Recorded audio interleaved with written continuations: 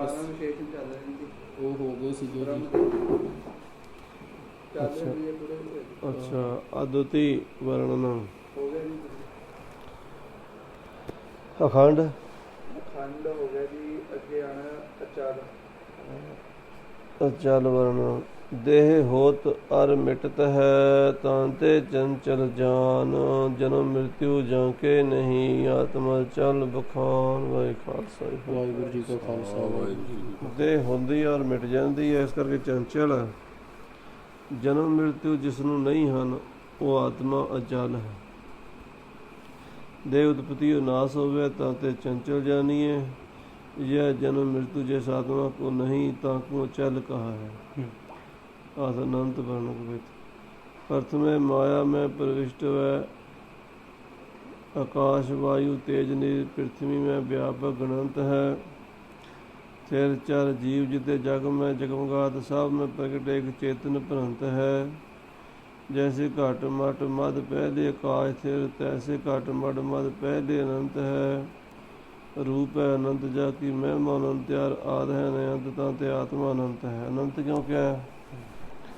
कहते सर्व से प्रथम माया में प्रवेश हुआ, पर परमात्मा आकाश वायु अग्नि जल पृथ्वी में व्यापक गणित है। तो माया तो ही पंजे तत्तां का पहला सूक्ष्म रूप है, स्थूल होंदा ना। फिर वो चार जीव जितने जगत में प्रकाशवान है उन सबन में प्रगट एक चेतन ही कहता है। ठीक है। जैसे घाटो मठ में पहले ही आकाश स्थित है, तैसे ही परमात्मा घट घट में पहले ही माना है। जानते जिस परमात्मा का रूप अनंत है, जिसकी महिमा भी अनंत है, वो आद ना अंत ही है और ना आद और आद ना अंत ही है। जिसका अंत है ही नहीं ताते जिस आत्मा को अनंत कर कहा है। आत्म स्वयं प्रकाश वर्णन कवित स्वयं ने अपने आप तो और वस्तु चाहिए तो दीपक प्रकाशित है। और कोई वस्तु चाहिए तो ਉਹਨੂੰ ਆਪਾਂ ਦੀਵੇ ਨਾਲ ਪ੍ਰਕਾਸ਼ ਕਰ ਲੈਣਾ। ਜਿਵੇਂ ਮੰਨ ਲਓ ਕੋਈ ਚੀਜ਼ ਦੇਖਣੀ ਹੈ, ਬੈਟਰੀ ਜਾਂ ਟਾਰਚ ਜਾਂ ਬਿਜਲੀ ਦੀਵਾ ਜਲਾ ਦੇ। ਦੀਪਕ ਕੇ ਚਾਹ ਵੇ ਕੋਈ ਦੀਪਕ ਨਾ ਚਾਹੀਏ। ਹੁਣ ਦੀਪਕ ਦੀ ਚਾਹ ਹੋਵੇ, ਦੀਪਕ ਦੇਖਣਾ ਹੋਵੇ ਤਾਂ ਦੀਪਕ ਦੂਜਾ ਨਹੀਂ ਚਾਹੀਦਾ। ठीक है। हाँ। और सब देखबे को आँख सुखदेव जैसे आँखन के देखबे को कौन अवगाई है। ठीक है। ਹੋਰ ਚੀਜ਼ਾਂ ਦੇ ਅੱਖਾਂ ਨੇ, ਪਰ ਅੱਖਾਂ ਨੂੰ ਦੇਖਣ ਵਾਲੇ ਤਾਂ ਅੱਖਾਂ ਨਹੀਂ ਨਾ। रब के प्रकाश पाए सबको प्रकाश, सूरज के प्रकाश में सारा प्रकाश होता है। रवि में प्रकाश जैसे सबते ही सराई है, सुते ही है। ठीक है। सूरज को प्रकाशित करने की और कोई चीज़ नहीं ना। अग्नि में दाह की शक्ति जैसे आप ही थे, अग में साड़न की शक्ति अपने आप ही है, बाहरों नहीं लेनी पैंदी जी। तो ऐसे स्वयं प्रकाश एक आत्मा बताई, अपने आप तो आत्मा प्रकाश है। समझाएगा? हाँ जी। किसी और वस्तु की चाह होवे तो दीपक प्रकाश कर देता है। जब दीपक की ही चाह होवे तो दीपक नहीं चाहिए। ठीक है। जिस प्रकार सुखदेव कवि कहते हैं कि और सब वस्तुन के देखने को नेत्र हैं, और नेत्रन के देखने को और कौन नेत्र चाहिए है। जी। सूर्य का प्रकाश पाए के सर में प्रकाश होया आवे है, और सूर्य से यह प्रकाश जैसे स्वतः ही सराइए है। और जिस प्रकार अग्नि में दाह करने की शक्ति आपसे ही है, तो ऐसे ही अपने कर प्रकाश मान्य तो आत्मा में बताइए हैं। जानते ही आत्मा को स्वयं प्रकाश कर कहा है कि वहाँ जो सत्ता परोक्ष रूप हो गए और किसी ज्ञान का विषय ना हो गए तो स्वयं प्रकाश कही है। जो सत्ता परोक्ष हो गए, प्रत्यक्ष हो गए सामने, और किसी ज्ञान का विषय ना हो गए सो स्वयं प्रकाश कही है। आत्मा जानते सदा अपरोक्ष रूप है, वो प्रकाश रूप होने से किसी भी ज्ञान का विषय नहीं है, प्रकाश्य नहीं है। जानते स्वयं प्रकाश है अपने आप, किसी भी ज्ञान का विषय नहीं है। किसी भी दूजा उन्होंने नहीं जान सकता ना। अच्छा। दूजा तो नहीं, आत्मा का शख्स ही कौन है? आत्मा ही। आत्मा ही। ਅਥ ਕੁਟਸਥ ਵਰਣਨ ਦੋਹਰਾ। ਮਤਲਬ ਤੁਹਾਨੂੰ ਹੋਰ ਥੋੜ੍ਹਾ ਸਮਝਾ ਦਿੰਦੇ ਹਾਂ ਵੀ ਹਾਂਜੀ ਜਿਵੇਂ ਕਰਮ ਇੰਦਰੀਆਂ ਤੇ ਸੂਖਸ਼ਮ ਗਿਆਨ ਇੰਦਰੀਆਂ ਨੇ। ਹਾਂਜੀ ਮਨ ਗਿਆਨ ਇੰਦਰੀਆਂ ਨੂੰ ਜਾਣਦਾ ਪਰ ਗਿਆਨ ਇੰਦਰੀਆਂ ਮਨ ਨੂੰ ਨਹੀਂ ਜਾਣਦੀਆਂ। ਠੀਕ ਹੈ ਜੀ। ਗਿਆਨ ਠੀਕ ਹੈ ਇੰਦਰੀਆਂ ਨਾ। ਨਹੀਂ ਜਾਣਦੇ। ਇਸੇ ਤਰ੍ਹਾਂ ਮਨ ਬੁੱਧੀ ਨੂੰ ਨਹੀਂ ਜਾਣਦਾ ਨਹੀਂ ਜਾਣਦੇ। ਤੇ ਬੁੱਧੀ ਤੋਂ ਉੱਪਰ ਆਤਮਾ ਹੈ, ਉਹਨੂੰ ਕੋਈ ਵੀ ਨਹੀਂ ਜਾਣਦਾ। अच्छा अच्छा हाँ जी, ये ऊपर से करके है। हाँ। ठीक। जहाँ के कुटस्थ क्या होता है जो विकार तो रहता है। हाँ जी हथ कुटस्थ वर्णन दोहरा।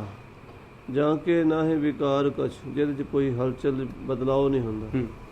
रहत कूटवत नेत लोहार की तरह पै रहिंदा है। सत्य। सो कूटस्थ कहावी समझ देख सिख चेत। समझ लै जिसके कुछ भी विकार नहीं, कोई भी तब्दीली परिवर्तन आउंदा ही नहीं। नेति कूटवत रहो कूट लोहार जो कूटस्थ कहावता है। हे सिख यह चित्त में समझ के देख कि माँ कूट नाम लोहार के ऐरण का है। ठीक है। ताकि न्यायी जो निर्विकार अचल रूप से स्थित होवे। ठीक है। सारा दिन उत्ते लोड़ थोड़ा पैंदा रहिंदा है ना ऐरण दे उत्ते, ਉਹ ਉੱਥੇ ਟਿੱਕੀ ਰਹਿੰਦੀ। ਪਤਾ ਨਹੀਂ ਕਈ ਵਾਰੀ ਦੇਖਿਆ ਵੀ ਉਹ 100 ਸਾਲ ਵੀ ਉੱਥੇ ਪਈ ਰਹਿੰਦੀ। ਦਾਦਾ ਵੀ ਉਹਦੇ ਤੇ ਲੋਹਾ ਕੁੱਟ ਗਿਆ, ਪੋਤਾ ਵੀ ਉਹਦੇ ਤੇ ਕੁੱਟਦਾ। ਠੀਕ ਹੈ, ਉਹ ਪਈ ਹੈ ਨਾ। ਚਲੋ ਉਹਨੂੰ ਮਿਸਾਲ ਦਿੱਤੀ ਹੈ ਨਾ। ਵੈਸੇ ਤਾਂ ਕੋਈ ਚੀਜ਼ ਆਤਮਾ ਤੋਂ ਬਿਨਾਂ ਕੂਟਸਥ ਹੈ ਹੀ ਨਹੀਂ।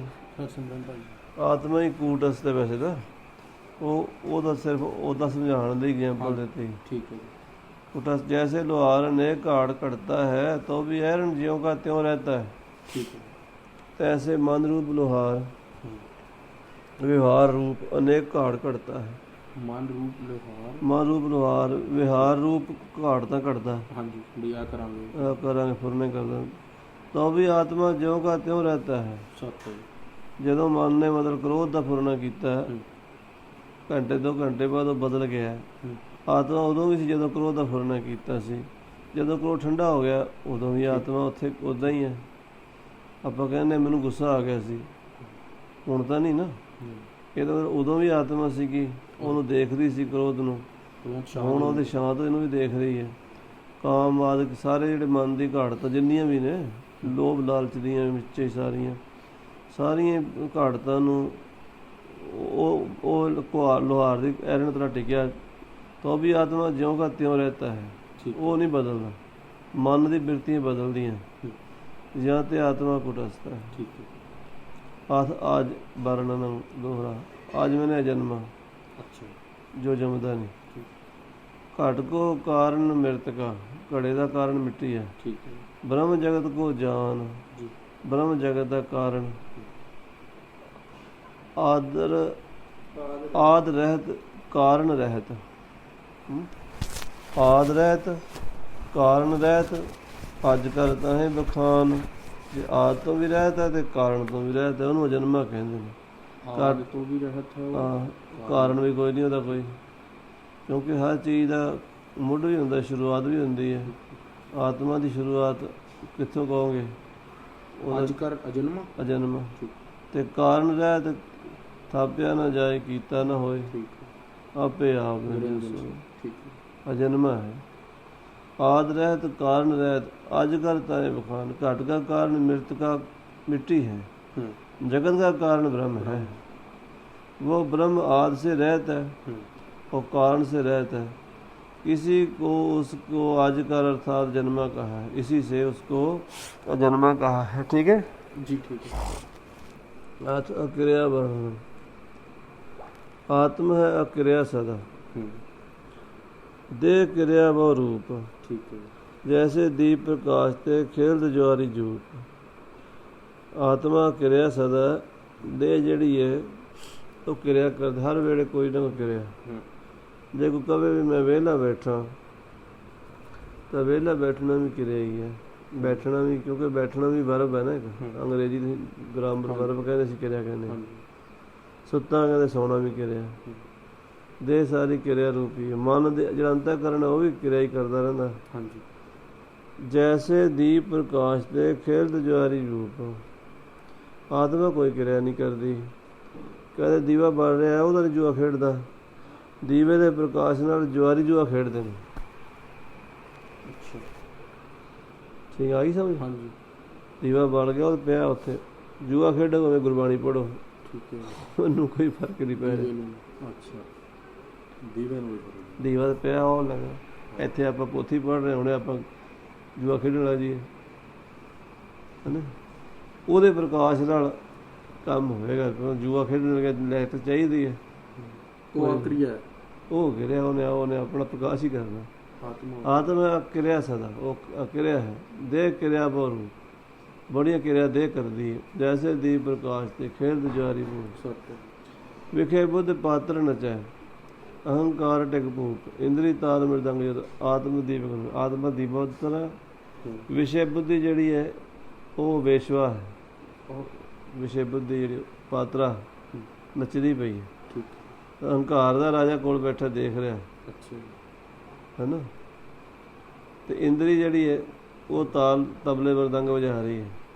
ਅੱਖਾਂ ਕੰਨ ਨੱਕ ਪੰਜ ਗਿਆਨ ਇੰਦਰੀਆਂ ਕਰਮ ਸਤ ਹੈ ਜੀ। आत्म दीपक रूप है।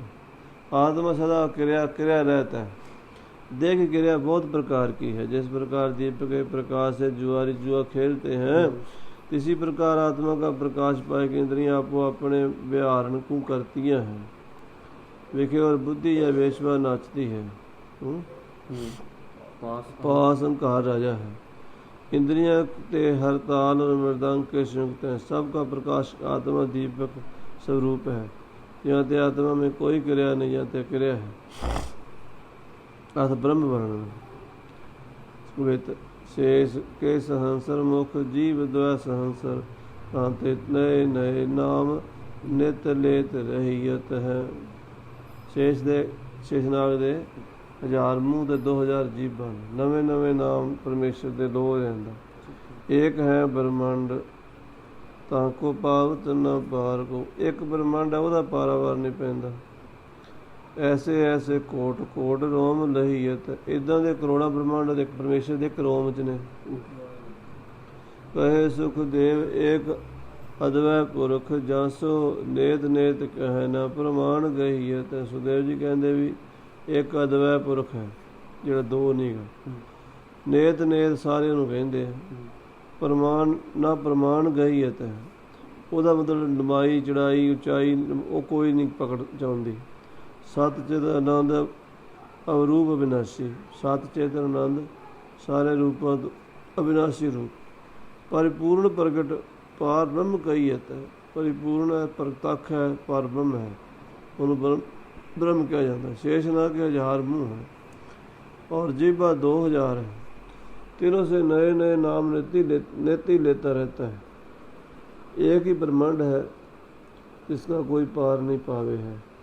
ऐसे ऐसे ब्रह्मांड करोड़ करोड़ रोम रोम में रहते नहीं दे हैं। एक परमेश्वर दे रोम रोम कोट ब्रह्मांड को निवास जास गुरु भाई गुरदास जी ने लिखा।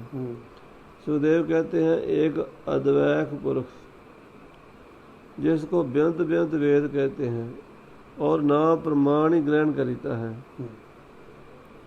सतचित आनंद स्वरूप अविनाशी परिपूर्ण प्रगट सर्व का प्रारूप एक ब्रह्म ही कहीता है। ठीक है। क्यों? ब्रह्म नाम व्यापक का है, जिसका देश ते अंत न होवे सो व्यापक ही है। समझ आई? हाँ जी। आत्मा देश जिवें आपां मतलब मंजे तो बाहर है ना। हाँ जी। ये प्रसन्न है कमरा, इस तो व्यापक है, कमरे तो बड़ा दस्या के साथ। हाँ, ब्रह्म नाम व्यापक है, जिसका देश के अंत न होवे सो व्यापक ही है। ठीक है। आत्मा जो ब्रह्म से भिन्न होवे तो देश के अंत वाला होवेगा। आत्मा जो आत्मा नूं जे ब्रह्म तो भिन्न मनोगे अच्छा जी तो फिर देश के अंत वाला होवेगा ना। अच्छा। क्योंकि ब्रह्म तो बेअंत हो गया हाँ जी। तो व्यापक हो गया, फिर आत्मा नूं प्रसन्न मनना पेगा। हाँ। कहते आत्मा जो ब्रह्म से भिन्न होवे तो देश के अंत वाला होवेगा। जिसका देश के अंत होवे इसका काल ते भी अंत होवे है। यह नियम है। ठीक है। ਜਿਹੜਾ ਦੇਸ਼ ਤੋਂ ਅੰਤ ਹੁੰਦਾ ਨਾ ਜਿਹੜੀ ਚੀਜ਼ ਦਾ ਉਹਦਾ ਕਾਲ ਉਦੋਂ ਕਾਲ ਤੋਂ ਵੀ ਅੰਤ ਹੁੰਦਾ। ਜਿਸਕਾ ਨਿत्य ਜਾਂ ਤੇ ਆਤਮਾ ਅਨਿੱਤ ਹੋਵੇਗਾ। ਠੀਕ ਹੈ। ਇਸ ਕਰਕੇ ਆਤਮਾ ਨੂੰ ਆਪਾਂ ਨਿੱਤ ਨਹੀਂ ਕਹਿ ਸਕਦੇ। ਅਨਿੱਤ ਹੋਵੇ ਅਨਿੱਤ ਸਮਝੋ, ਨਾਰ ਜੋ ਰੋਜ਼ ਨਹੀਂ ਰਹਿੰਦਾ ਜਾਂ ਤੇ ਨਹੀਂ ਰਹਿੰਦਾ, ਨਿੱਤ ਜੋ ਰਹਿੰਦਾ ਨਿੱਤ ਨਿੱਤ ਨਹੀਂ ਰਹਿੰਦਾ। ਜਾਂ ਤੇ ਆਤਮਾ ਬ੍ਰਹਮ ਸੇ ਭਿੰਨ ਨਹੀਂ ਹੈ।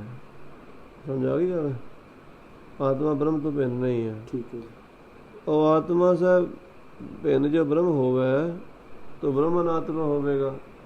अच्छा ਜੇ ਆਪਾਂ ਆਤਮਾ ਤੋਂ ਬ੍ਰਹਮ ਵੱਖਰਾ ਭਿੰਨ ਕਹਾਂਗੇ ਬ੍ਰਹਮ ਨੂੰ, ਫਿਰ ਬ੍ਰਹਮਨ ਆਤਮਾ ਹੋਵੇਗੀ। ਆਤਮਾ ਤਾਂ ਇੱਕੋ ਹੀ ਚੀਜ਼ ਹੋਣੀ ਹੈ ਨਾ। हाँ जी ਜੋ ਅਨਾਤਮਾ ਘਟ ਆਦਿਕ ਹੈ, ਕੜਾ ਆਦਿਕ ਹੈ, ਸੋ ਜੜ ਹੈ। ਅਤੇ ਆਤਮਾ ਸੇ ਭਿੰਨ ਬ੍ਰਹਮ ਜੜ ਹੋਵੇਗਾ। अच्छा वो भी नहीं। ਸੋ ਵਾਰਤਾ ਸ਼ਰੂਤੀ ਸੇ ਵਿਰੁੱਧ ਹੈ, ਵੇਦ ਦੇ ਉਲਟ ਹੈ। ਵੇਦ ਨਹੀਂ ਮੰਨਦਾ ਇਸ ਗੱਲ ਨੂੰ। ਪ੍ਰਮਾਣ ਵੇਦ ਨੂੰ ਮੰਨਿਆ ਇਹਨਾਂ ਨੇ। अच्छा रेफरेंस लिया ਇੱਕ ਧੁਰਾ ਤੇ ਬੰਨਣਾ ਪਏਗਾ ਨਾ, ਕੋਈ ਵਿਚਾਰਧਾਰਾ ਉਹਦਾ ਇੱਕ ਧੁਰਾ ਬੰਨਣਾ ਪਏਗਾ। ठीक है ਜੇ ਤੁਸੀਂ ਉਸ ਧੁਰੇ ਤੋਂ ਬਿਨਾਂ ਭਟਕ ਜਾਓਗੇ ਫਿਰ ਤਾਂ ਕੁਝ ਵੀ ਨਹੀਂ। ਇੱਦਾਂ ਗੁਰਬਾਣੀ ਜਿਵੇਂ ਗੁਰੂ ਗ੍ਰੰਥ ਸਾਹਿਬ ਸਾਡਾ ਪ੍ਰਮਾਣ ਹੈ ਨਾ, ਉਹ ਵੇਦ ਨੂੰ ਪ੍ਰਮਾਣ ਮੰਨਦੇ ਵਿਦਾਂਤੀ। ਜਾਂ ਤੇ ਆਤਮਾ ਸੇ ਭਿੰਨ ਬ੍ਰਹਮ ਨਹੀਂ। ठीक ਆ ਤੇ ਬ੍ਰਹਮ ਆਤਮਾ ਹੈ। ठीक है और ਇਹ द्वादश विस्तार सो कहे विशेषण चार ऐसे जानो आपको यह वेद को सार। ये सुंदर 12 विशेषण विस्तार पूर्वक कहे हैं। ठीक है सत चित आनंद हाँ, अद्वै, अखंड, हाँ जी अद्वितीय। ऐसे ही है सिख आपको जानो, ये अपना स्वरूप जानो। अच्छा यही वेद का सार कहिए सिद्धांत श्रेष्ठ। ठीक है दोहरा सिख्योवाच न्यारे न्यारे सब कहे बल विक्रम अर नाम। रूप कहा है ब्रह्म को लहो ज्ञान को धाम। न्यारे न्यारे करके सारे दसे आपने। बल पुरुषार्थ और नाम है। मैं कहता हूँ ब्रह्म का स्वरूप कहाँ है। ज्ञान द्वारा जिस धाम के ब्रह्म को प्राप्त होना। श्री गुरुवाद अप्रमाण अद्वैत है और चैतन्य सुभाए। मन इंद्रिय गह शक्ति ने है क्यों कर वर्ण्यो जाए। ਕਹਿੰਦੇ ਅਪਰਮਾਨ ਗਿਣਤੀ ਮਿਣਤੀ 'ਚ ਨਹੀਂ ਆਉਂਦਾ, ठीक है ਪਰ ਮਿਣਿਆ ਨਹੀਂ ਜਾਂਦਾ। ठीक है ਅਦਵੈਤ ਦਵੈਤ ਰਹਿਤ ਹੈ। ठीक है ਚੇਤਨ ਸੁਭਾਅ ਹੈ, ਚੇਤਨ ਸੁਭਾਅ ਵਾਲਾ ਹੈ। ठीक है ਮਨ ਇੰਦਰੀਆ ਕਹਿ ਸਕ, ਮਨ ਇੰਦਰੀਆ ਨੂੰ ਪਕੜ ਸਕਦੀਆਂ। ठीक है ਕਿਉਂ ਕਰ ਵਰਣਨ ਜਾਏ, ਕਿਵੇਂ ਵਰਣਨ ਕਰਕੇ ਦੱਸੀ ਤੈਨੂੰ। ठीक है ਹਾਂਜੀ ਉਹ ਕਹਿੰਦੇ ਉੱਤਰੇ ਸਿੱਖ ਪ੍ਰਮਾਣ ਸੇ ਰਹਿਤ ਹੈ, ਅਦਵੈਤ ਦਵੈਤ ਸੇ ਰਹਿਤ ਹੈ और चैतन्य सुभाए है। मानव इंद्रियां उसको ग्रहण नहीं कर सकतीं, तो फिर किस प्रकार से वर्णन किया जावे। सचित आनंद आदि का विशेष वर्णन। ਹੁਣ ਸੱਚਿਤ ਆਨੰਦ ਦਾ ਵਿਸ਼ੇਸ਼ ਵਰਣਨ ਕਰਨ ਲੱਗੇ। ਉਹ ਉੱਪਰ ਜਿਹੜਾ ਸੀ ਹਾਂਜੀ ਹਾਂ, ਉਹਦੇ ਵਿੱਚੋਂ ਜਿਹੜੇ ਸੱਚਿਤ ਆਨੰਦ ਤਿੰਨਾਂ ਦਾ ਖਾਸ ਕਰਕੇ। सचित आनंद सो क्या है। उत्तर तीन काल में जो अबाधित होवे सो सत है। ਪਾਸਟ ਵਿੱਚ, ਪ੍ਰੈਜ਼ੈਂਟ ਵਿੱਚ, ਫਿਊਚਰ 'ਚ ਜਿਹੜਾ ਵੱਧ ਨਹੀਂ ਹੋ ਸਕਦਾ। ਠੀਕ ਹੈ ਤ੍ਰਿ ਕਾਲ ਸੋ ਸਤ ਹੈ। और जो तीन काल में सर्वव्यंग जानने, सारा कुछ जानदा, ठीक है सो चित है। तीन काल में जो परम प्रेम का विषय होवे सो आनंद जान। प्रश्न मैं सात हूँ या कैसे जानना। उत्तर तीन काल विषय मैं हूँ। साक्षी देख रहे मैं है या तो मैं सात हूँ या ऐसे जानना। तीन काल विषय मैं हूँ या तो मैं सात हूँ या कैसे जानना। तीन काल विखे मैं हूँ या तो मैं सत हूँ या कैसे जानना। क्या कैसे जानना। अच्छा ਇਹ ਉੱਪਰ ਕੀ ਦੱਸਿਆ ਬਾਬਾ ਜੀ ਫਿਰ ਉਸੇ मैं सात हूँ, कहते सात हूँ कैसे जानना। कहते तीन काल जो मैं हाँ इस करके मैं सात था। मैं कभी मैं ऐसा समय होया नहीं तो मैं नहीं सीखा। ठीक है ठीक है। फिर अगले क्वेश्चन जो की कहना तीन काल विषय मैं हूँ या तो मैं सात हूँ यह कैसे जानना। दोनों पहला दूसरा क्वेश्चन एक मिक जिहा ही ना लगदा नहीं, ਪਹਿਲਾ ਉੱਤਰ ਹੈ ਨਾ। अच्छा पहला तो उत्तर आया ना, फिर अगे हम सवाल करता। अच्छा ਉਹਦੇ ਉੱਤਰ ਦਾ कहता भी ये मैं सात हूँ तिन्ने काल च मैं हूँ इस करके मैं सात हाँ, ये गल के मैं जाननी है। अच्छा अच्छा ठीक है ठीक समझ है नहीं। हूँ समझ आ गया। वो कहते उत्तर है जागृत विषय मैं हूँ, स्वप्न विषय मैं हूँ, हाँ जी सुषुप्ति विषय मैं हूँ। कैसे कैसे हैं? तेन समझ जागृत तो स्वप्न सुषुप्ति। हाँ तो ऐसे प्रातः काल विषय मैं हूँ सवेरे, हाँ जी ठीक है मध्याह्न दोपहर काल विषय मैं हूँ, ठीक है सायंकाल विषय मैं हूँ, जी दिवस विषय मैं हूँ, रात्रि विषय मैं हूँ, ठीक है पक्ष विषय मैं हूँ। पक्ष जो पूर्णमासी तो मस्या तक होंदा। ठीक है मास विषय मैं हूँ महीने च। ऋतु 2 महीने की होंदी, ऋतु विषय मैं हूँ। वर्ष विखे साल विखे मैं हूँ, तैसे बाल अवस्था विषय मैं हूँ, ठीक है जी। तैसे पूर्व देह विषय मैं हूँ, इस भावी देह विखे मैं हूँ भावी जो चल रही है। भावी देखे इस देह विखे मैं हूँ, भावी देह विखे मैं हूँ, भावी आने वाली है। तैसे युग विषय मैं हूँ, ਜਿਹੜਾ ਕਾਲਯੁਗ ਸਾਜੁਗ ठीक है। ठीक मनु विखे मैं हूँ, मनवंतर जिन्हों कहते 1000 युगों का। तैसे भूत काल विषय मैं हूँ, जो भविष्य काल विषय मैं हूँ, ठीक इस रीति से 3 काल विषय मैं हूँ, याते सत हूँ। यह जो क्या जाने ठीक मेरे से भिन्न नाम रूप वस्तु से 3 काल क्या जानने, मेरे से भिन्न नाम रूप वस्तु से 3 काल असत है। ऐसे ही ठीक है। सातों सत का निर्णय कैसे हुए हैं? सातों सत का निर्णय अन्वय व्यतिरेक रूप युक्ति से हुए हैं। सो अन्वय व्यतिरेक रूप युक्ति इस प्रकार जाननी।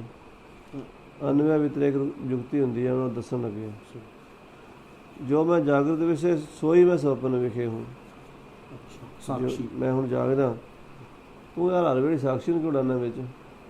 ਤੈਨੂੰ ਪਹਿਲੇ ਦਿਨ ਕਿਹਾ ਸੀ ਵੀ ਕਦੀ ਵਿੱਚ ਪਹਿਲੇ ਬੋਲਿਆ ਨਾ ਕਰ। ठीक है। ਸ਼ਾਇਦ ਯਾਦ ਹੋਣਾ ਨਹੀਂ, हाँ जी ਕਿਉਂਕਿ ਸਾਨੂੰ ਸਾਡੇ ਸੰਤਾਂ ਨੇ ਕਿਹਾ ਸੀ ਵੀ ਆਪਣੀ ਲੱਤ ਨਹੀਂ ਡਾਣੀ ਵਿਦਾਤ ਪੜ੍ਹਨਾ। ठीक है।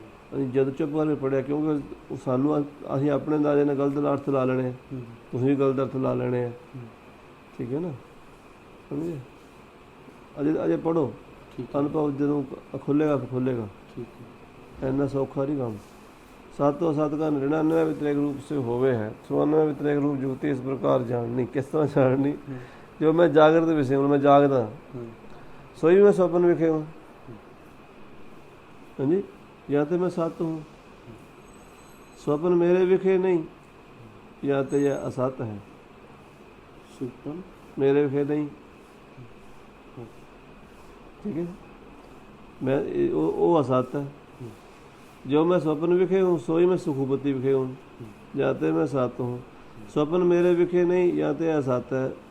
जो मैं सुखुपति विखे हूँ, सोई मैं प्रातः काल विखे हूँ, जाते मैं सत हूँ।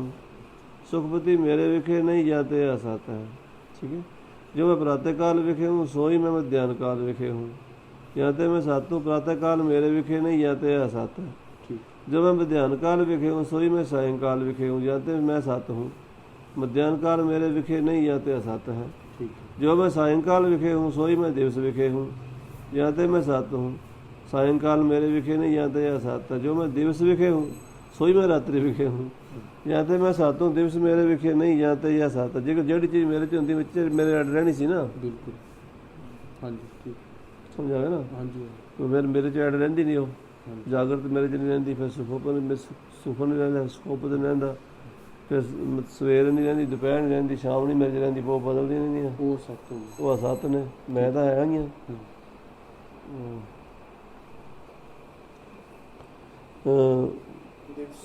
जो मैं दिवस विखे हूँ, सोई मैं रात्रि विखे हूँ, जाते मैं सत हूँ। दिवस मेरे विखे नहीं, जाते असत है।